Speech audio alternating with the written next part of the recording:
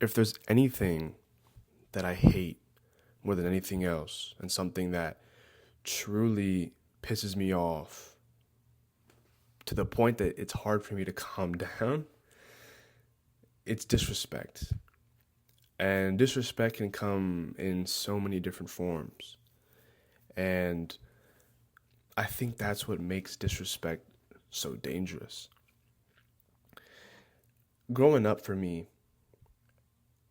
I had to defend myself.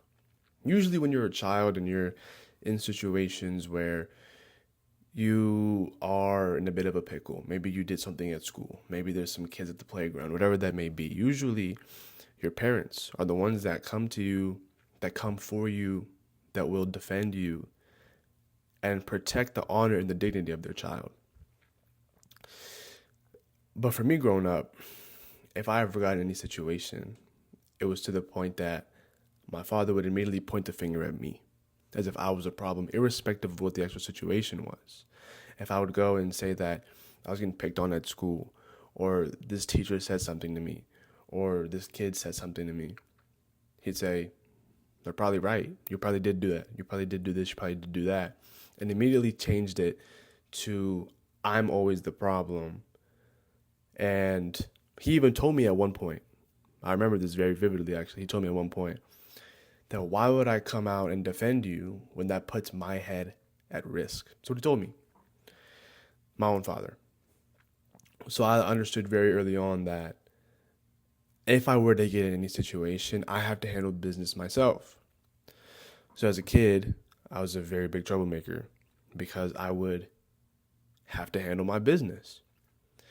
And the thing about that is that it also translated to every other part of my life, especially now. And as I got older and as I had to continue to handle business, I would get out of hand. And whether that was because of my mouth and I was just able to be extremely disrespectful, because trust me, I get on here, and if you probably come from TikTok, you know I know how to talk. I'm also capable of using this mouth in negative manners. And I did that a lot as a kid. And I can still do that. But we'll get into that in a second. Or I just get physical. You want to talk, you want to run your mouth, you want to talk? All right, let's settle this. I'll beat your ass. I'll break your face. I'll do whatever I got to do. But the one thing that I'm not going to do is continue to sit here and be played. I'm not going to continue to sit here and be disrespected. I'm not going to continue to sit here and be made a fool out of. And as a result, I was a huge hothead as a kid. And another thing about me is that I dove so deep into this idea that I have to defend myself. I have to address every single thing someone says about me. I have to handle business. Especially growing up, this is just how it was, right? Like you run your mouth, you gotta handle your business. And as a result, a lot of people got their ass beat. But I'll also tie into that in a second. But it got to a point for me where this hot headedness of mine was doing a lot more harm than it was good. And it also got to a point where I became so vengeful. I became so revenge driven that I was willing to wait weeks, months, even years at certain points if that means that I could get my get back. And when I would wait that time out, which is crazy because that's the only aspect of my life where I'm truly, really patient. Otherwise, patience is something I really have to work on. I became, like I said, just very vengeful. And it's funny because as I've gotten older, I realize more and more, like when you get into a bunch of different altercations, whether it's fights, whether it's verbal confrontation, whatever it may be, as you get older and as you deal with more and more bullshit, you kind of pick your battles as you get older. You kind of realize which one of these situations actually deserves my response, actually deserves my effort, and which ones of these situations don't. But for me, it's been really hard to let that go, that not everything deserves a reaction. I don't need to break everyone's face in that decides to run their mouth about me. I don't have to get disrespectful back when I got people saying disrespectful shit either to my face or when I'm not around, I happen to catch it. I don't have to press everyone. I don't have to confront everyone for what they're saying. And this truly has had an effect on the rest of my life because disrespect, that entire umbrella term, is something that I just take so personally, and especially when it comes to people that I knew personally.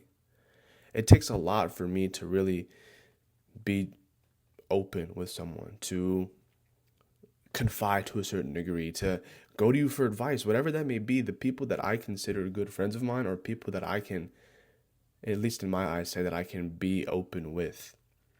And it takes a lot for me to get there. So when I am there and then I am disrespected, I think that's the absolute worst case scenario. Because now, not only in the back of my head am I saying, yo, I want to get this motherfucker back. This shit's not going to be forgotten. I'm going to spin back on you in a like I ain't trying to sound like a thug or whatever, like a wannabe tough guy. But you get what I'm trying to say.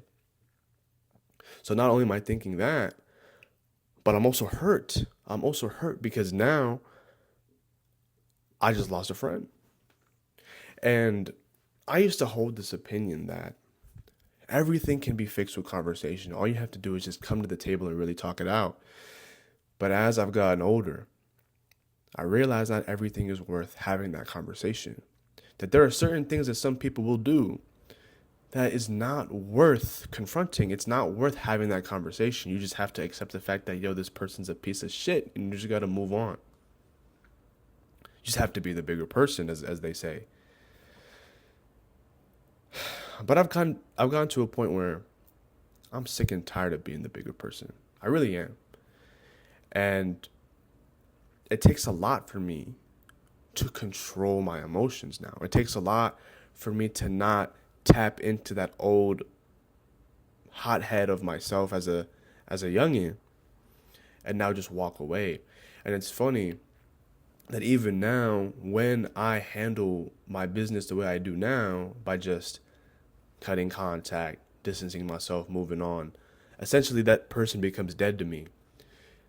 People will still look at me and my approaches as something that's very barbaric, something that's very merciless, unforgiving. And I don't say anything to them, but in the back of my head, I just think, if you saw me a few years ago, you would probably think I'm a terrible person. Because if this, me walking away, me cutting contact, me distancing myself, is barbaric, who knows what you would have thought when I was 12, 13, 14 years old. But it's hard for me to let disrespect go.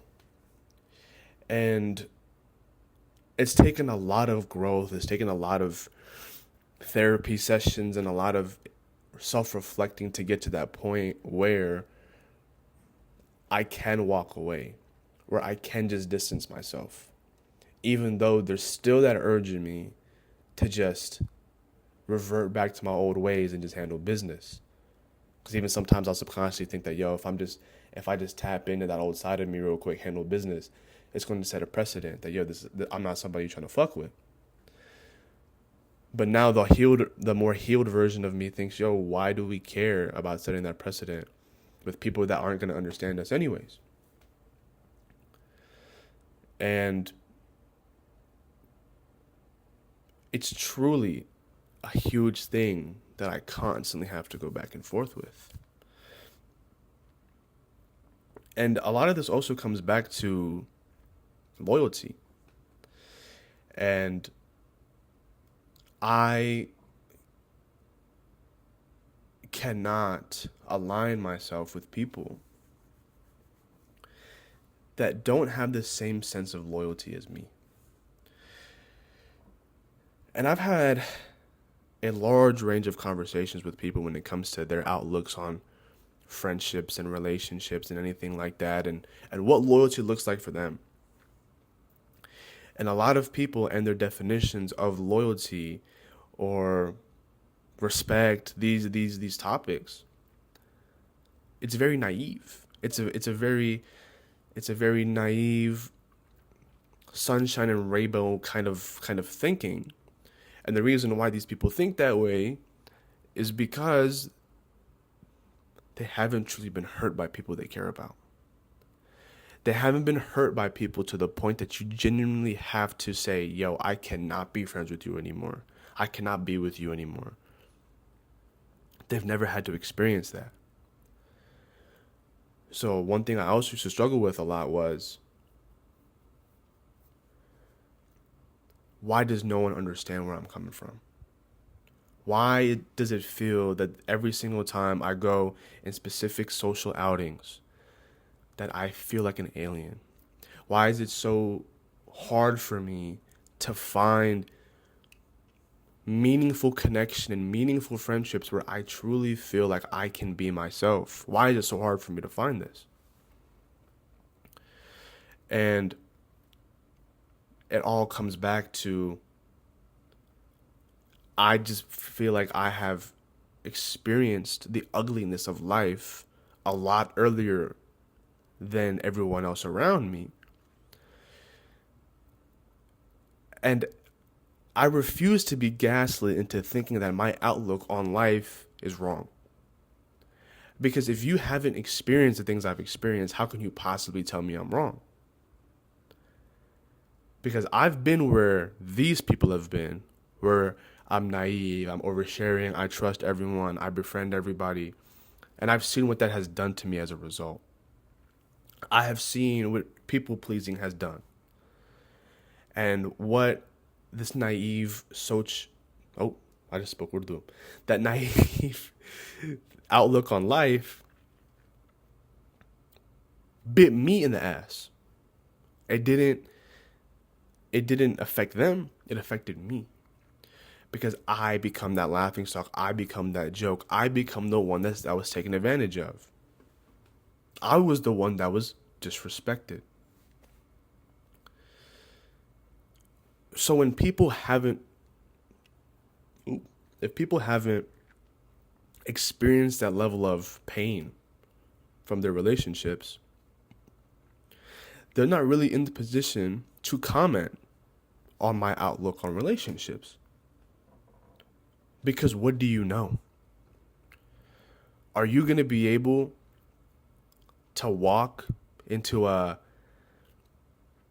product meeting at Google if you haven't even gone to college, and you have zero experience on engineering and scaling and cloud and all these big infrastructures you need to know in order to be able to form a product? Do you think a random layman can just walk in, start barking out orders, and people are going to actually take what he has to say as any weight? Fuck no. So I try to apply that same perspective to myself. That why am I going to let these people that haven't seen what I've seen, that haven't experienced what I've experienced, that haven't dealt with the level of pain that I have, dictate on what my outlooks on relationships, life, friendship should be? Because what do they know? And it's funny because I had this conversation with my therapist where I talked about my urge to get my get back was so strong, and it still kind of is, to the point that I got labeled as petty by a lot of people. Yo, Zan's real petty. Zan's real petty. He don't let shit go. He's real petty. King of petty. And my therapist is very critical. She in a good way. She is very real with me. So it's not one of those situations where I have a therapist that kisses my ass. Definitely not. Oh, let me tell you. Definitely not. She calls me out on my shit, and I appreciate her for that. It's what I need. Shout out her. I don't even think she's watching this. It's okay. But one thing that she said to me was that I don't look at it as petty. Talking from her perspective, I don't look at it as petty. I look at it as a kid that wasn't protected, that wasn't honored, that wasn't dignified the way a child should be. And when all he's known his whole life is fight, fight, fight, survive, survive, survive, if you know the context, you can't really call it petty. But these people don't know that. These people don't know what you've been through. These people don't know the things you've had to endure. So, of course, they're going to call it petty. But for you, that's all you know. What you know is fight or flight. What you know is survival. So how are you going to let the opinions of other people that don't understand you get in the way of who you are as an individual? It all just comes back to my own identity, my own self-identity. And like I said earlier, I refuse to be gaslit into thinking that the way that I think about certain things is the wrong approach. Because at the end of the day, everyone's outlook on life and their opinions are based off their experiences. And I promise you, each and every single one of these people that have given me a hard time, that have made me feel alienated, that have made me feel as if I'm some barbaric gangster. I've even been told that before. You know, it's funny, at one time I was told that I run my friendships like gangs. And being in a gang is lame. And the topic of discussion was loyalty. That entire topic of loyalty is another video for another day. But these are things I've been told to my face before. But again, what do they know? But I would like to look at my growth from running my mouth and beating people up to now just removing myself from situations or cutting contact or essentially just thinking that, yo, you're dead to me. I don't care about you anymore. And not in a way of ill intent. I'm just indifferent about you. I think that's a lot of growth.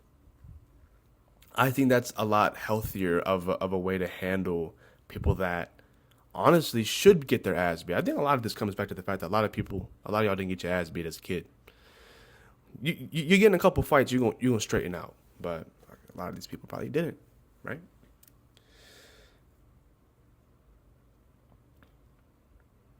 But the way that I kind of look at it now is, like I said, people that disrespect me, they become dead to me. They're not someone that I care about. They're not someone that I'm going to keep up with. They're not someone that if I see out in public, I'm going to go say what's up to you. I don't care anymore. That access that you've had to me is gone. And sooner or later, I'm going to have it to the point where you have no way to even access me. You have no way to even contact me anymore. And I think that's a lot better of an approach than going and beating them up. Because especially now as a grown man, that has a lot of implications on me. That's going to hurt my hands, bro.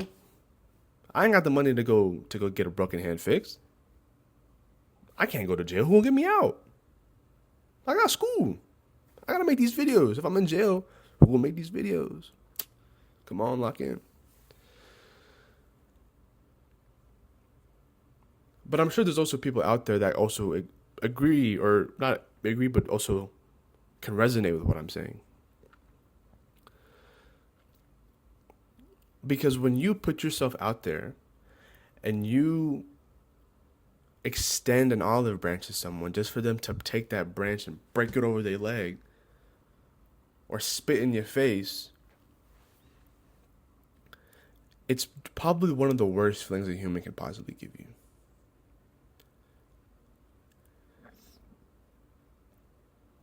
But at least I can look back on my life now and I can say that irrespective of all those branches that have been snapped, irrespective of all the spit that's on my face, at least now it's not on my face, it's on a face mask, like a little face guard, like I'm a SWAT officer. Or, okay, you snapped this branch, but I got 50 others. And if anything, I also have a group of people that have taken these branches and have taken good care of these branches. They didn't let my efforts go to waste.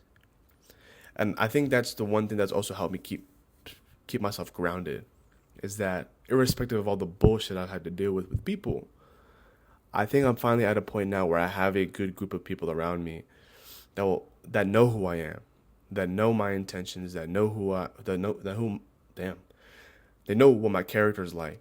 They know the extents that I go for the people that I care about. They know that when I show love, it's always from a genuine place. I don't have it in me to be fake to people. Like I can't hold superficial conversation with people I don't like. I can't hide it very well. I'm not a very good liar. I'm not. So when I show energy to someone, it's as authentic as it can possibly get. And at least my close circle, my confidants know that. They know who I am and they know what I stand for.